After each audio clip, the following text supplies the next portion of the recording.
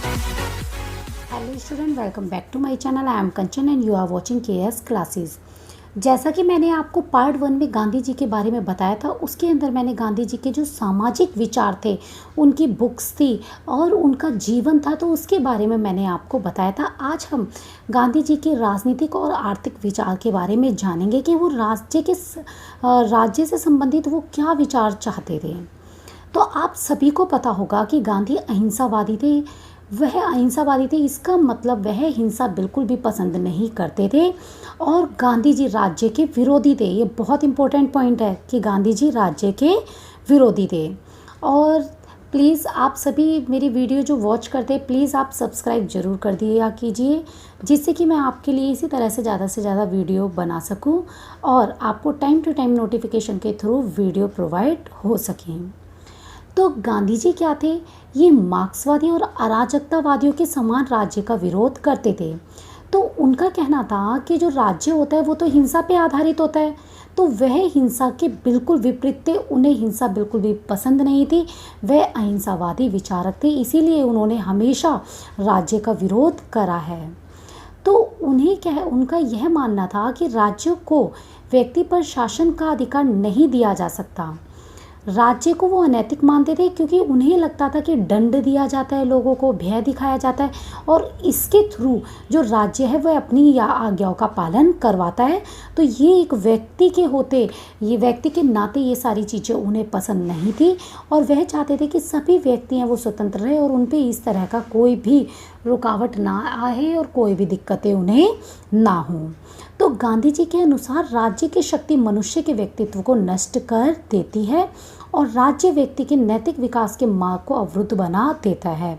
उनका कहना था कि जो राज्य की शक्ति है वो मनुष्य को पूरी तरह से ख़त्म कर देती है और जो मनुष्य का नैतिक विकास है वह ख़त्म हो जाता है। जहाँ नैतिक विकास में सत्य है, झूठ ना बोलना, चोरी ना करना, ये सारी चीज़ें होती हैं, तो वो उसके विपरीत हो जाता है। वह झूठ भी बोलना चालू कर देता है, भ्रष्टाचारी भी हो जाता है और इस तरह से जिस उद्देश्य से वह बैठा है सत्ता पर, उस उद्देश्य का पालन नहीं करता और इन्हीं सब में वो लिप्त हो जाता है। तो इन्होंने कहा था, तो राज्य का विरोध करने के कारण गांधी जी को दार्शनिक अराजकतावादी कहा है। परंतु गांधी जी व्यवहारिक रूप से राज्य को समाप्त नहीं करना चाहते थे। उनका यह कहना था कि राज्य के कार्य क्षेत्र को कम से कम किया जाए और गांधी जी का ये इम्पोर्टेंट कथन है कि राज्य को वो एक आवश्यक बुराई के रूप में स्वीकार करते हैं। यहाँ मैं आपको ये क्लैरिफाई करूँ, ये पॉइंट है क्या, यानी हमें राज्य की ज़रूरत है, तो इसीलिए राज्य एक आवश्यक बुराई है। यानी बुराई तो है ही राज्य, लेकिन ये आवश्यक भी है, क्योंकि अगर लोगों को एक साथ मिलाकर चलना है, उनके विकास के लिए काम करने हैं, तो वो राज्य में ही होकर हो सकते हैं। तो उनके सुझाव थे कि किस तरह का राज्य होना चाहिए। सत्ता का विकेंद्रीकरण कर दो, सत्ता को अलग अलग पार्ट में डिवाइडेड कर दो, राज्य की प्रभुसत्ता का विरोध करा है उन्होंने और राज्य का न्यूनतम कार्यक्षेत्र उन्होंने कहा है। अब बात करते हैं कि जो संसदीय शासन प्रणाली है उन पर उनके क्या विचार थे। यहाँ आपको मैं बात बता दूं कि संसद को उन्होंने कभी पसंद ही नहीं गाया। उन्होंने उसको बांझ महिला या बांझ औरत का नाम दिया है। ये कथन कई बार पूछा जाता है कि किस विचारक ने संसद को बांझ औरत का कथन दिया है या बांझ महिला का कथन दिया है।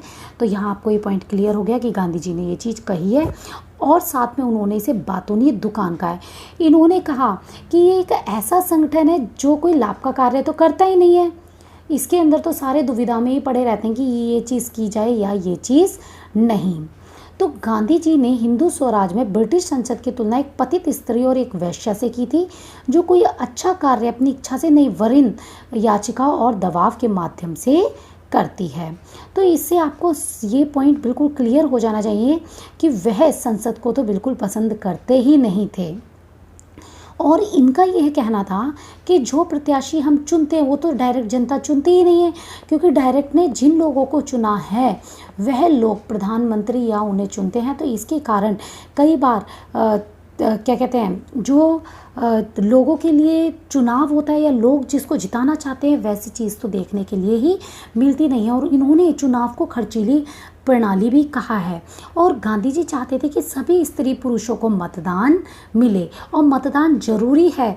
क्यों? क्योंकि इससे सभी व्यक्ति अपने हित का प्रयोग कर सके, अपने हित के लिए लड़ सके और ऐसी सरकार बनाए जो उनके हित के लिए कार्य करे। हमें गांधी जी के अहिंसात्मक समाज में कुछ विशेषताएं देखने के लिए मिलती है। एक तो वह राज्य चाहते थे अहिंसा पे आधारित। अहिंसा पे आधारित मतलब वहाँ पर कोई भी लड़ाई झगड़ा ना हो। तो इस तरह से तो इन्होंने कहा था कि इस आदर्श राज्य में स्पष्ट अस्तित्व रहेगा, जैसे पुलिस, जेल, सेना, न्यायालय आदि सभी बाध्यकारी सत्ताएं भी होंगी। तो ये सिर्फ उत्पीड़ित करने के लिए नहीं होंगी, ये लोगों का भला करेंगी। और ये शासन को लोकतांत्रिक स्वरूप देना चाहते थे। इनका कहना था कि जनता को वोट देने का अधिकार होना चाहिए, साथ ही जनता सक्रिय रूप से राजनीति में भाग ले सके। और ये विकेंद्रीकृत सत्ता को चाहते थे। इसका मतलब वह पंचायती राज शासन प्रणाली को चाहते थे और ये लक्ष्य उनका 1992 और 1993 में पूरा हुआ। नागरिक अधिकारों पर आधारित समाज को चाहते थे। यह चाहते कि सभी व्यक्ति को समान स्वतंत्रता और समान समानता मिले, चाहे वह किसी भी धर्म का हो, किसी भी जाति का हो, किसी भी लिंग का, वर्ण का, किसी भी तरह का कोई भेदभाव देखने के लिए ना मिले। और वह निजी संपत्ति की जो प्रथा थी उसका उन्होंने कहा अस्तित्व तो होगा, लेकिन संपत्ति के स्वामी अपनी संपत्ति का प्रयोग निजी अपनी समस्याओं के लिए नहीं करेंगे, बल्कि समाज के कल्याण के लिए करेंगे। और इन्होंने यह भी बताया था कि प्रत्येक व्यक्ति के लिए श्रम अनिवार्य है। सभी लोगों को अपना भरण पोषण करने के लिए काम करना पड़ेगा। वर्ण व्यवस्था पर आधारित इन्होंने जो समाज है उसकी पक्ष क्या है, जैसे ब्राह्मण, क्षत्रिय, वैश्य और शूद्र। इन्होंने कहा था कि वर्ण परंपरा के आधार पर सब अपना कार्य करेंगे, ठीक है, लेकिन किसी भी प्रकार की ऊंच नीच की भावना नहीं होगी। और वह अस्पृश्यता का अंत करना चाहते थे, छुआछूत का अंत करना चाहते थे, धर्मनिरपेक्ष राज्य चाहते थे और चाहते थे कि समाज में निःशुल्क प्राथमिक शिक्षा मिले और पुलिस और सेना जनता की भलाई के लिए कार्य करें। और गौवध का निषेध चाहते थे और वह कहते थे कि ये शराब, दारू, ये सारी चीज़ें भी पूरी तरह से बैन होनी चाहिए। तो ये थे गांधी के राज्य संबंधित विचार कि किस तरह का वह राज्य पसंद करते थे और वह कैसा राज्य चाहते थे जो समाज में अस्तित्व में आए। अब हम बात करते हैं कि गांधी जी के आर्थिक विचार क्या थे। तो राजनीति के समान ही अर्थव्यवस्था के संबंध में गांधी जी का यह विचार था कि सच्चा अर्थशास्त्र नैतिकता के महान नियमों से ही बन सकता है। तो इन्होंने औद्योगिकरण का विरोध करा था। बड़े बड़े जो भी उद्योग धंधे हैं इन्होंने गलत बताए थे, क्योंकि इससे हमारी अर्थव्यवस्था का जो वो विनाश हो जाता है वो हमारे देश के लिए सही नहीं है। इन्होंने कहा कि बड़े उद्योग बड़े बाज़ारों की तलाश में उपनिवेशवाद और साम्राज्यवाद को बढ़ावा देते हैं। अब इससे क्या होता है, अगर लोगों को यहाँ पर बड़ा बाजार, बड़ा उद्योग मिलता है तो दूसरा देश छोटे देश को गुलाम बनाने की कोशिश करता है। तो इन्होंने कहा, और इससे क्या होता है कि व्यक्ति की स्वतंत्रता पूरी तरह से ख़त्म हो जाती है। तो अतः जो गांधी जी थे वो इस समाज को बिल्कुल भी पसंद नहीं करते थे, तो वो औद्योगिकरण का विरोध करते थे। अब आता है अपरिग्रह का सिद्धांत। तो इनका यह मानना था कि व्यक्ति को अपनी आवश्यकता से अधिक वस्तुओं का संग्रह नहीं करना चाहिए। जितनी उसे आवश्यकता है बस उतनी ही चीज़ों को उन्हें से इकट्ठा करना चाहिए। और रोटी के लिए श्रम अनिवार्य है। हर व्यक्ति को ये चाहिए कि वह कमाई करे जिससे वह अपना जो निजी जीवन है वह अच्छे से चला सके, अपने खाने पीने की चीज़ों का प्रबंध कर सके। ट्रस्टीशिप का सिद्धांत। तो गांधी जी कहते थे कि आर्थिक विषमता को मानव जाति के लिए घातक बताते थे, क्योंकि आर्थिक विषमता के कारण ही हिंसा जैसी चीज़ें जन्म लेती हैं। अगर कोई हद से ज़्यादा अमीर है और कोई बहुत गरीब है तो वो कहीं ना कहीं हिंसा के प्रवृत्ति को बढ़ावा मिलता है। तो इनका यह मानना था कि हिंसात्मक होने के कारण साम्यवादी पद्धति उपयोगी नहीं हो सकती। तो इसीलिए इन्हें कहा था कि पूंजीपति और जो गरीब लोग हैं उनके बीच में सामंजस्य बनाना चाहिए। तो ये तो थे गांधी जी के कुछ आर्थिक विचार। अब बात करते हैं हम सामाजिक विचार। इन्होंने वर्ण व्यवस्था संबंधित विचार दिए हैं अपने।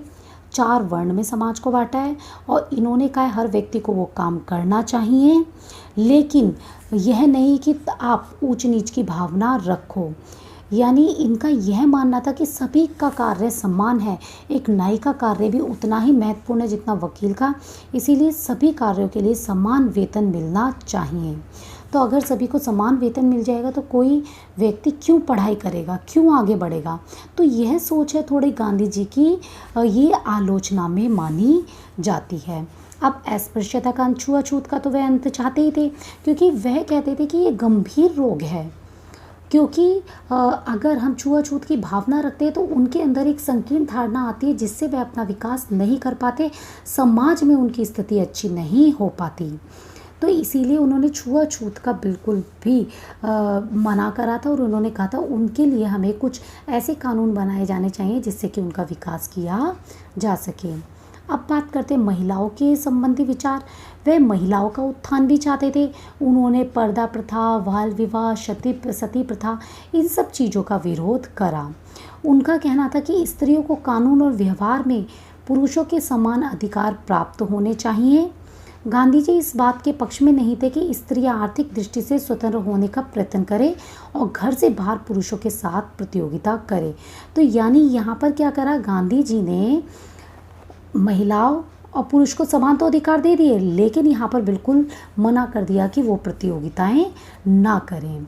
तो शिक्षा पर अगर गांधी जी के विचारों की हम बात करते हैं तो इन्होंने कहा था कि जो हमारे देश में प्रचलित शिक्षा पद्धति है वह अच्छी नहीं है, क्योंकि उसके अंदर रूढ़िवादिता चली आ रही है, धर्म का प्रभाव चला आ रहा है। तो और इन्होंने कहा था कि जो अंग्रेज़ों ने शिक्षा पद्धति चलाई है वो बिल्कुल ही गलत है। उनका मानना था कि जो शिक्षा का उद्देश्य केवल साक्षरता से नहीं है, वह चाहते थे कि शिक्षा से व्यक्ति का नैतिक, बौद्धिक सभी तरह का विकास हो। तो उन्होंने वर्धा योजना की भी बात की थी। वर्धा योजना के अंदर उन्होंने बेसिक शिक्षा योजना की बात करी थी।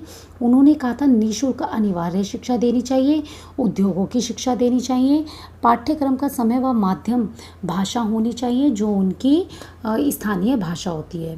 तो इस तरह से ये कुछ गांधी जी के विचार थे आपके राजनीतिक, आर्थिक और सामाजिक। तो गांधी जी ने जो बुक्स लिखी थी, मेरी आत्मकथा, वह बहुत इम्पोर्टेंट है और पेपर्स में तो बुक्स तो ज़रूर ही पूछी जाती हैं। तो गांधी जी के जो विचार थे कुछ तो अच्छे थे, लेकिन कुछ की आलोचना भी की गई है, क्योंकि गांधी जी ने क्या करा है कि पहले तो वो पक्ष में लाए हैं, समान बनाने की कोशिश की, लेकिन उन्होंने बाद में कुछ अपनी ऐसी नीतियाँ बना दी जिसके ज़रिए क्या कहते हैं, उन्होंने अपने आप को आलोचना की श्रेणी में डाल दिया। तो आई होप आप सभी को मेरी ये वीडियो पसंद आई होगी।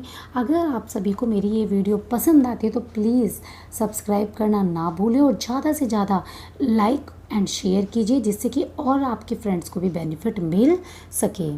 Thanks for watching KS classes.